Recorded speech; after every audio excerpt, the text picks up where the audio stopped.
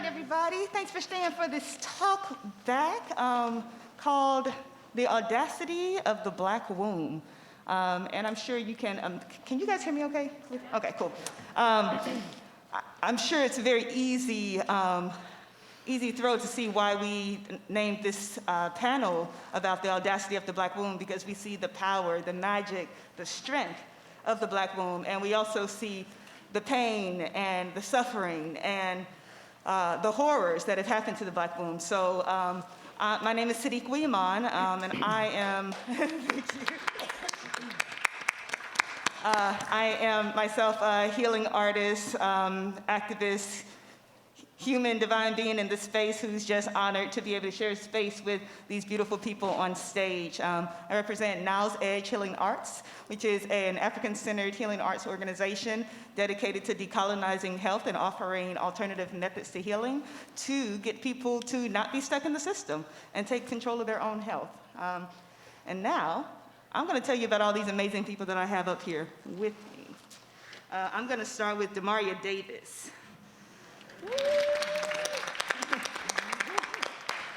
Demaria Davis is a mother of 4, birth companion, lactation peer counselor, childbirth educator, and reproductive justice activist who is dedicated to centering and empowering Black parents to make informed decisions about their birthing experience. Finding passion in medicine, Demaria knew she wanted to be a women's health in some capacity. Amid completion of her nursing degree, Demaria was confronted with her own perinatal experiences, leading to unyielding passion in advocacy for equitable maternal care and support for all pregnancy outcomes and birthing options. She is co-director of the Black Perinatal Project, trusted community messenger, Doulas for All Washington State Coalition, community-based doula, Open Arms, and Quilted Health. So you can find her all over the place doing amazing, beautiful work. Thank you. Thank you. Next we have Anastasia Renee, who is an amazing queer writer, educator, interdisciplinary artist, speaker, and podcaster.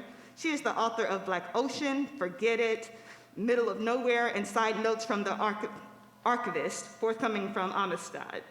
They were selected by NBC News as part of the list of queer artists of color dominating 2021's must-seen LGBTQ art shows. Come on, awards. Anastasia Renee was former Seattle Civic poet, Hugo House poet in residence, ARC fellow, and Jack Straw curator. Her work has been anthologized in Teaching Black, Home is Where Your Queer Heart Is, Furious Flower, amongst tons and tons of other amazing articles, poems, and journals. Thank you. Next we have Nikita Akoma, who is an herbal alchemist and soaper currently, residing in Seattle, yes. She's a transplant to the Pacific Northwest, coming from coastal rural North Carolina, where her love for nature began. She trained in the woods next to her father and grandparents from as early as she can remember. Over the years, she has several master herbalist certifications, but she enjoys learning about herbs hands-on by utilizing them every day in her life. She's mother to 7 wonderful people, and the different birth experiences they share ignited her passion to help stand in the gap for BIPOC birthing people who aren't treated fairly in healthcare environments. She loves being a full-spectrum doula, certified breastfeeding consultant, healthcare educator, and currently training as an IBCLC. She hosts weekly classes to support birthing people through Journey Midwife Services and is a co-host to the Chocolate Milk Weekly Lactation Lounge. I love it. And last but not least, we have Dr. Katrina Sanford, co-founder of Niles Healing Arts and Doctor of Clinical Psychology. Dr. Sanford uses African-centered healing approaches to promote community healing. She is a clinical psychologist with specialists in trauma and sex therapy. Dr. Sanford uses her trauma-informed background to challenge social injustices, issues for her clients and community, particularly racially induced inequities. Dr. Sanford spends much of her time helping her clients decolonize their minds, bodies, and souls from Eurocentric ways of being that continue to negatively impact our whole selves. Becoming our better selves involves breaking down the historical inaccuracies the dominant culture has created about all of us, being open to working through intergenerational traumas and barriers that have left us with a lack of understanding of how truly amazing we are. Dr. Katrina Sanford. So yeah, let's just give another round for all the work they've already done. Thank you, good night. All right, so I would love to start just by letting you all respond to, there was, I'm not sure if many of you are aware, there was also an event right beforehand by the Sankofa Impact Project that, yes, it was amazing. And they gave a lot more backstory about the history of Fannie Lou when that kind of led her to this work, which had a lot to do with her getting an involuntary hysterectomy when she went into to get just a standard procedure, which is not uncommon still today, believe it or not. This is something that is still happening. It was happening back then, and it's still happening now. They call it different things. They do different kinds of birth control, all involuntary to women, and tell people that they have no other choice besides getting hysterectomies for their womb health. So this is an issue that is very deep and affects our community a lot, and it doesn't get talked about because it's affecting Black women, women of color mostly, which means it's not making it to the political stages as much. So that's just the background of where some of this is coming from so that we're all on the same page. So now I'm just gonna pass it off and let you all respond to what you saw tonight and how it relates to your work. Anybody who wants to start.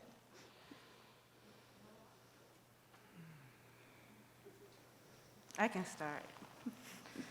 I'm still kind of taking in everything that I saw. It was a very emotional, touching portrayal of this lady's life, of this sister's life. And the resilience is something that I'm still kind of dealing with that whole vibration of it, you know? To have dealt with learning that you can fight for your rights at age 44, after having your ability to have children taken from you. And then, towards the end, to hear that she lost a child that wasn't hers from the womb, but from her heart, through all of her fighting to help save or gain rights to our wombs, for lack of a better expression, I'm still dealing with that whole vibration. Thank you for that transparency, yeah.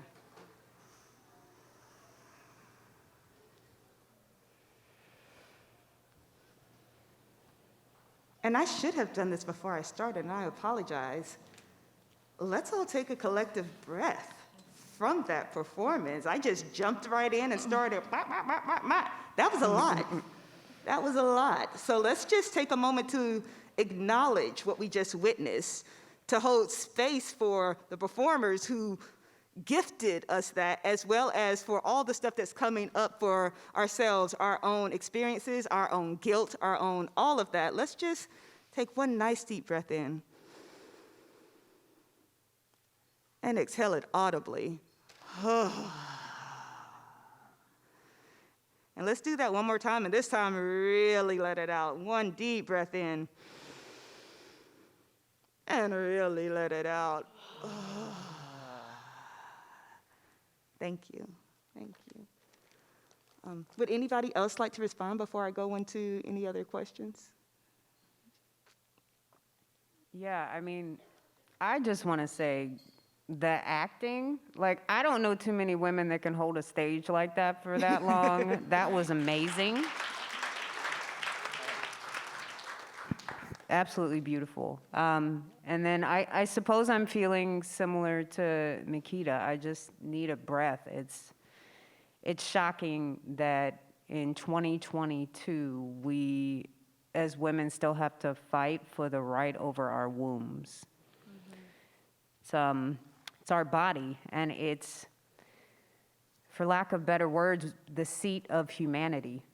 That's how we all got here. And to have something be so miraculous and also have torture put upon it and horrific things happen to it is breathtaking. And so seeing this show was, I'm feeling a lot of feelings, like I'm sure many of you are, but I am grateful that we have ancestors like Fannie Lou who have come along to help move and support the causes that specifically, you know, Black people deal with here in America. Thank you, thank you. I wrote down a few, I eventually just had to put down my pen because I was like, okay, I'm just gonna rewrite this show if I keep writing down all these amazing quotes. But she said, if they want to lie, cheat, and kill for it, it must be a powerful thing. And that just ran through me, especially thinking about the audacity of the Black womb, like willing to fight for it, willing to lie about it, willing to do all of this. It must be a powerful, powerful thing.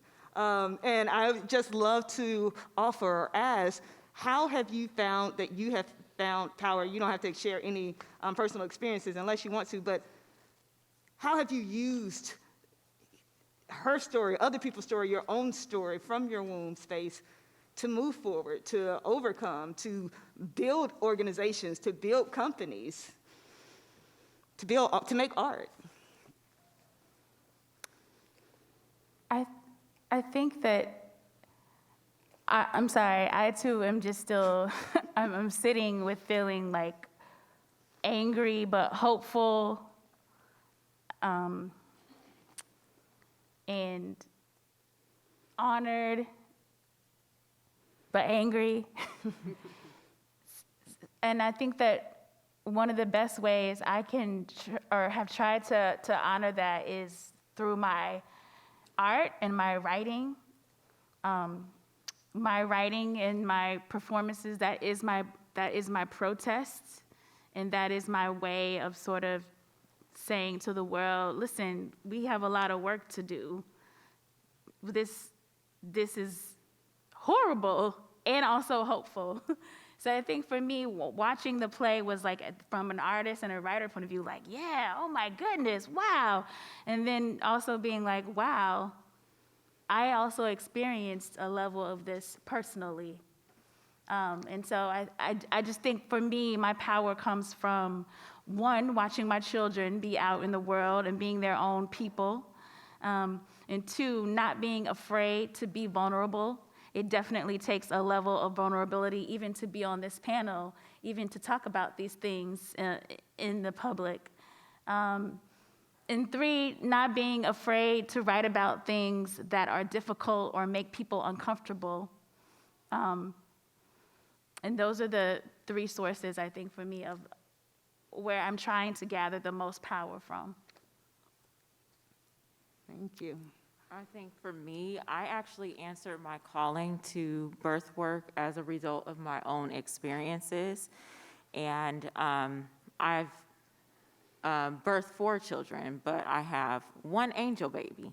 And so in 2020, I was working for a very large employer at the time and encountered a lot of stress. And I became very ill, really, really sick. And I never knew what was wrong with me. So I went to the hospital at least twice.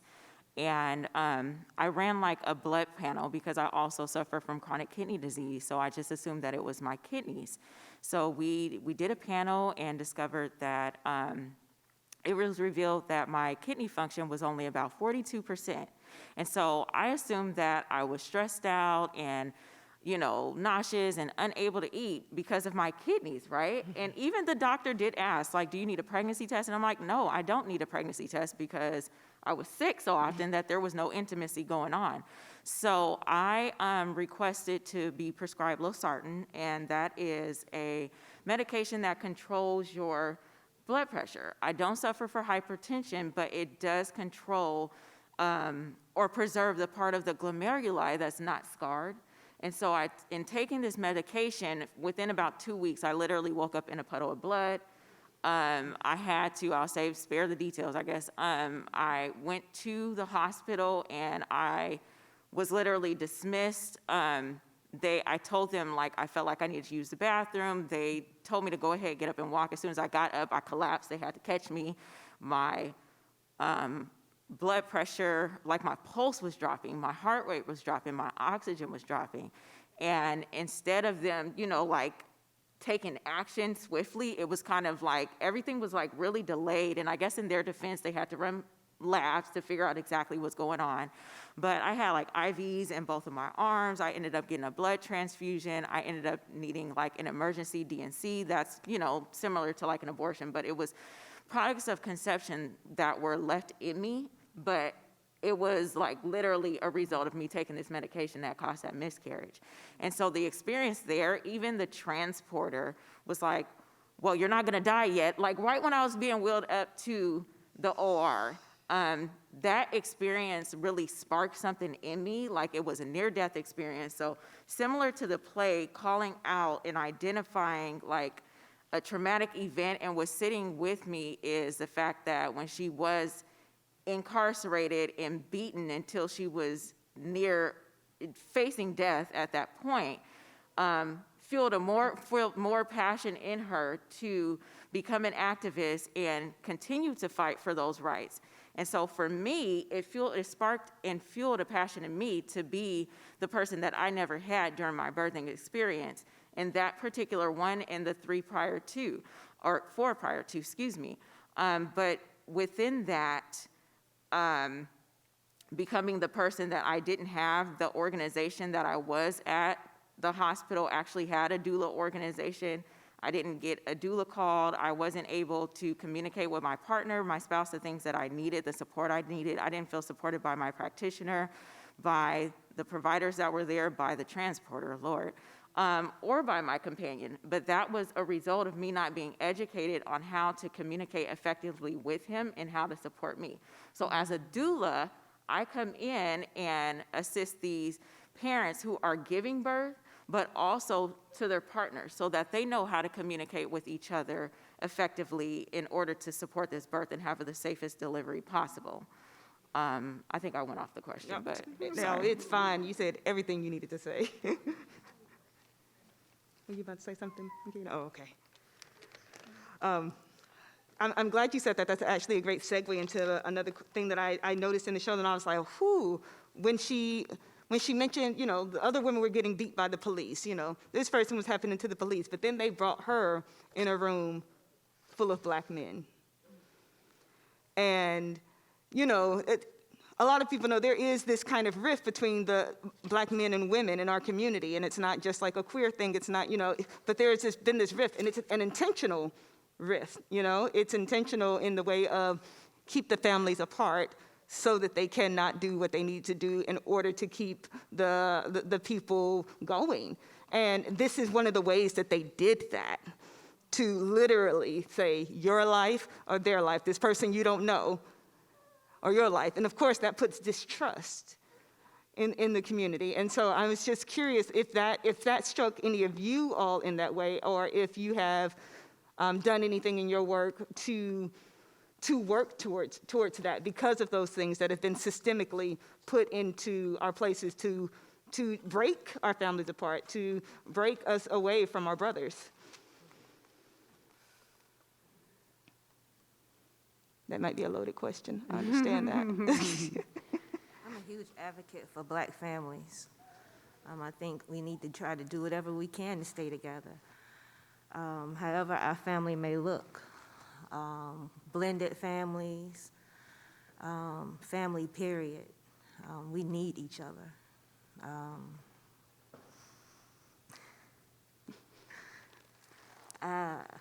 I don't know what else to say about that other than that. Mm-hmm.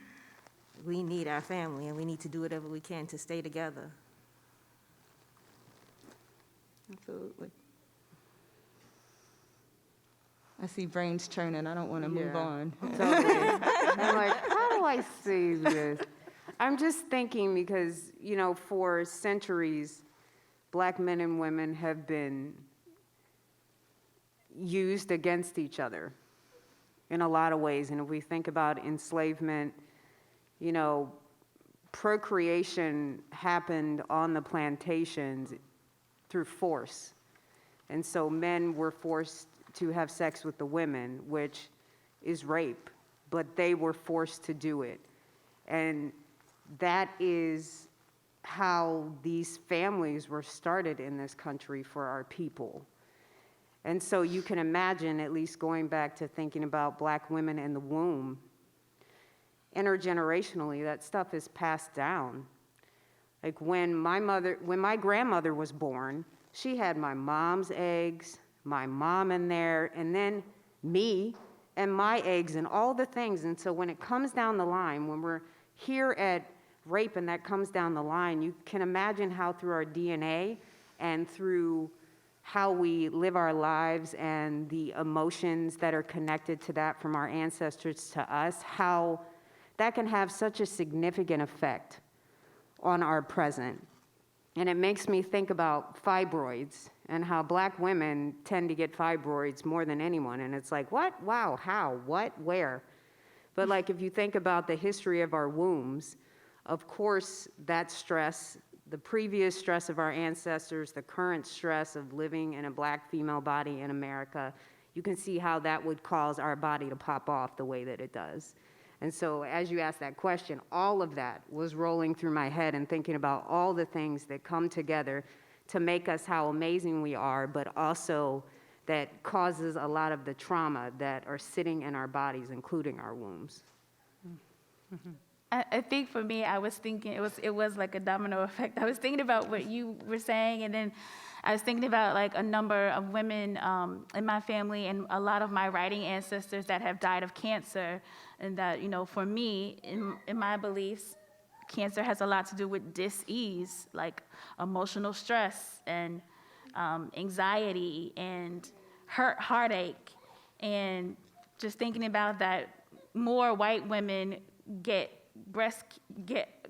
are diagnosed with breast cancer, but more Black women die of breast cancer. And that is because of the medical racism associated with that. And in my own personal experiences, just thinking about how easy it is to be dismissed. And so when you talk about like Black men and brotherhood and sisterhood, I just think about the ways in which I have tried to affirm my community in sisterhood and in brotherhood and in theyhood and in wehood, because for so often this casualness, this like dismissiveness, I feel like is another thing that has been passed down, and it's sort of just reenacting the trauma. Being able to recognize a reenactment of historical and systemic oppression and racism, I think, is one of the most powerful things we can do when we talk about unity and affirming each other. Just to say, you know what, I see that. I'm gonna stand with you because I see what's going on here. And you were speaking to how you didn't have the doulas and the people that you wanted with you during your experience, and I think that's another thing we can do. Since you didn't have it, I want to do that for you. Who do we know in the community that can stand in the gap for how no one stood up for you? Those are the ways I think about sort of bridging those gaps. Mm-hmm. Thank you.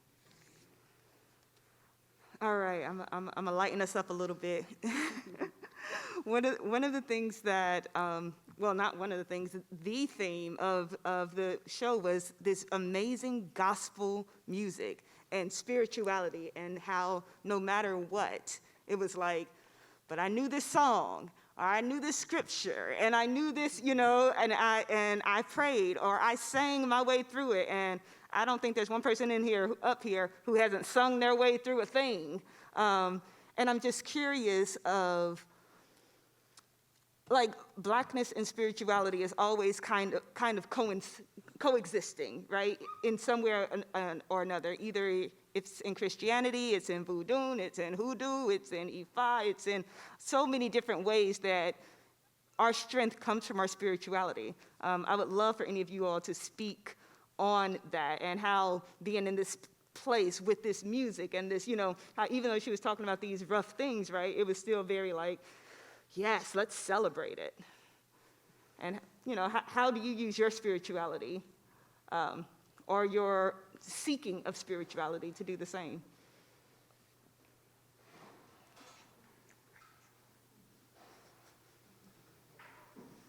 It's my meditation. It's what brings me peace. It helps to calm my spirit when I get riled up. When I go through the same experiences the sister over here was just talking about, in college, getting pregnant, getting 50 million questions asked, like, you're irresponsible. When I look at the stats of women sterilized in the state where I come from, unknowingly, that with them not finding out until years later when they're trying to conceive. When I think about all of those things, it's the music.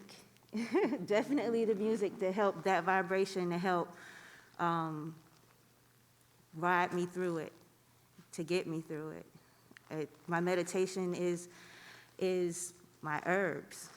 When I'm making soap, when I'm creating tea blends, when I'm whipping shea butter, when I'm making anything to heal my community, when I'm standing next to a sister that's having a baby and she's saying, I can't, because she's been pushing for hours and she's tired and she hasn't had nothing to eat.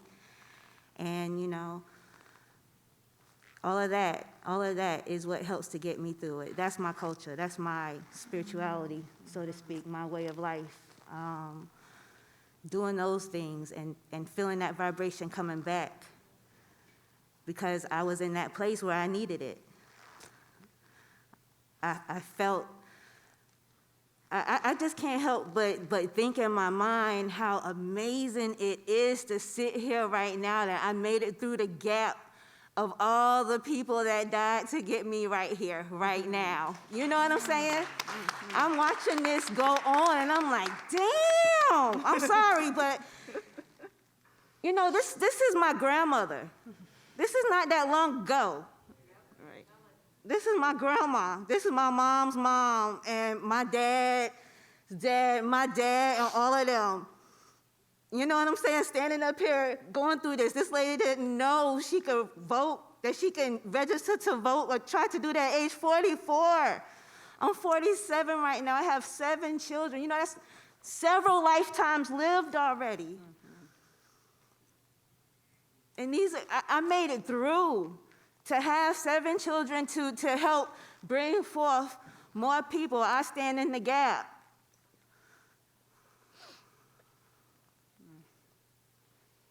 I made it through to stand next to sisters having their baby saying they can't because they're afraid to be in hospitals now. Because it was legal when they were sterilizing these women. It was legal. It wasn't illegal. They didn't know what was happening. Nobody was committing a crime. I made it through to stand in the gap.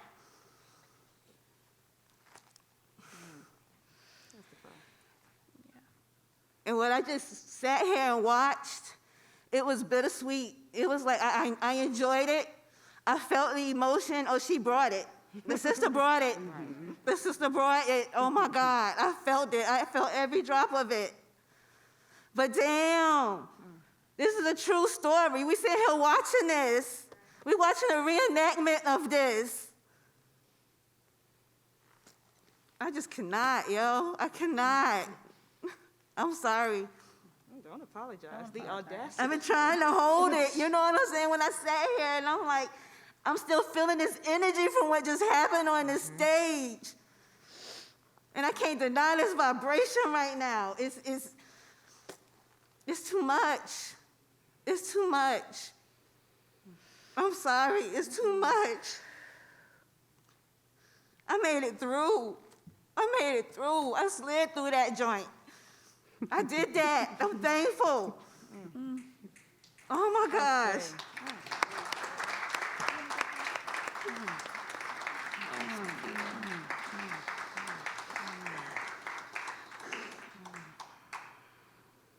Oh my goodness.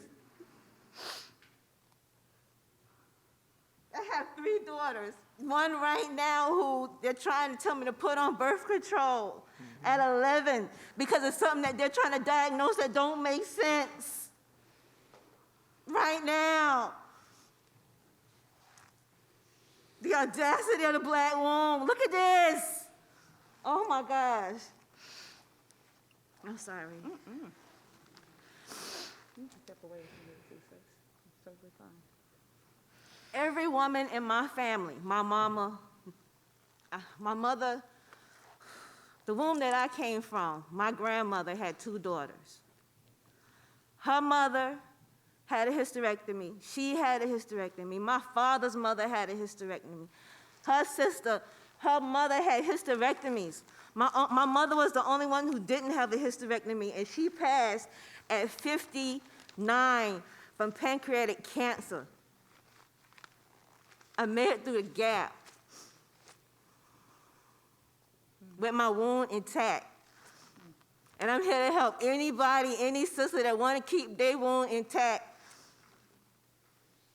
however I can. If I need to pray for you, if I need to tell you about some herbs, whatever I need to do.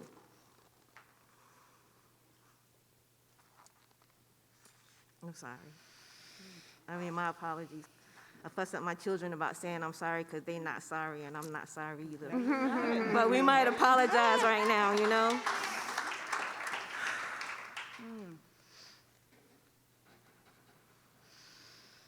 This is intense. And that's not new, right?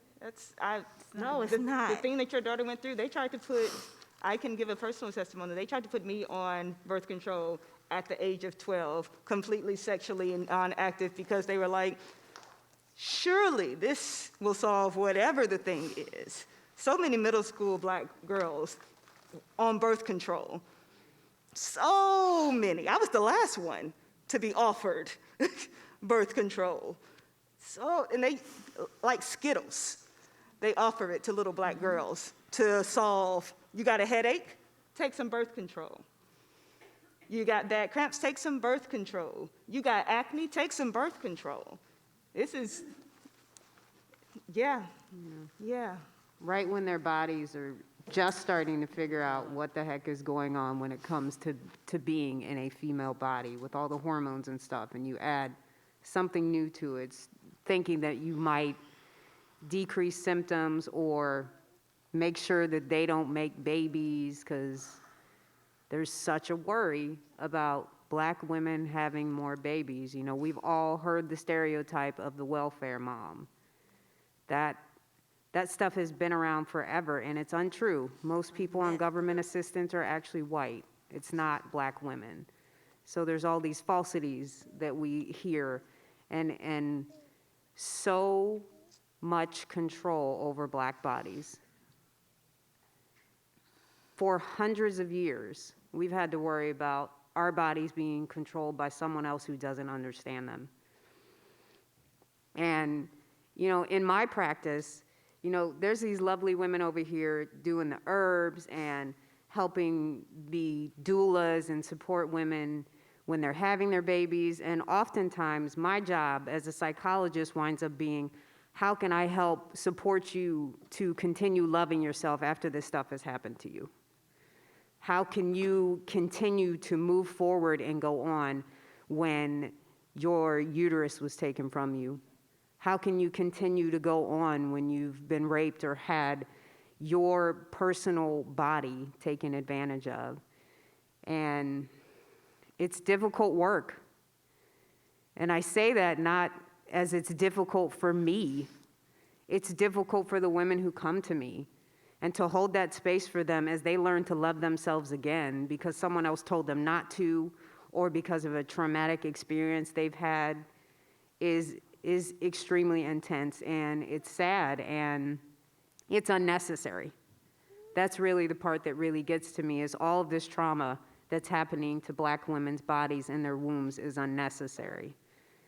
And I think in the show, she said, oh, I forget exactly the line, but she was just like, why is this even happening? Like, why is this going on? And I feel her. It's unnecessary.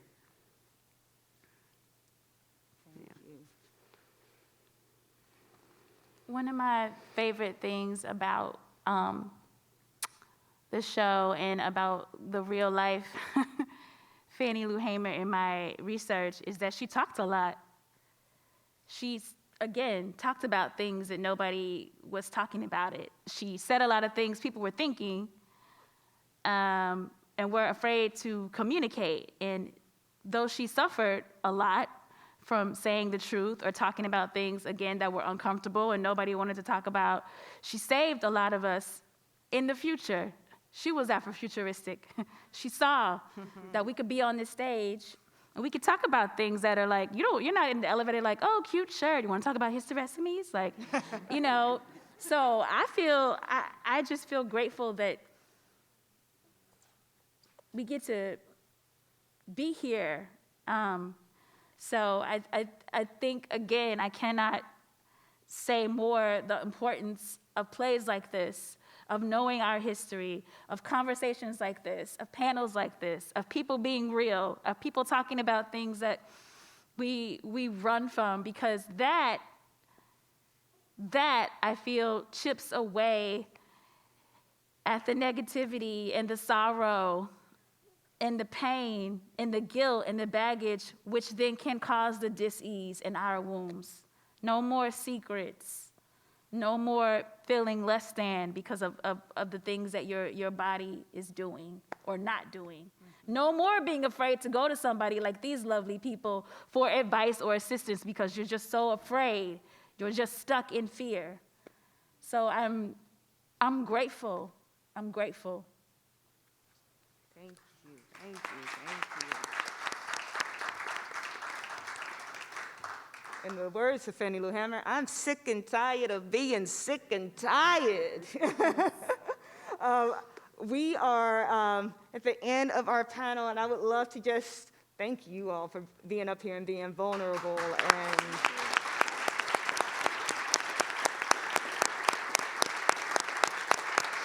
yes, thank you.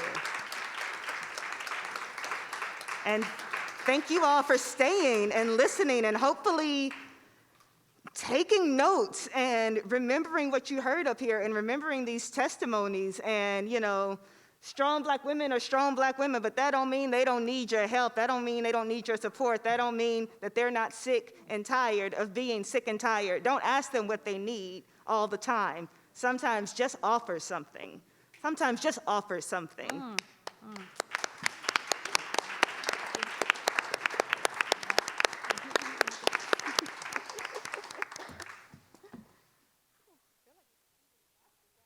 I don't know, I'm not the singer. I ain't gonna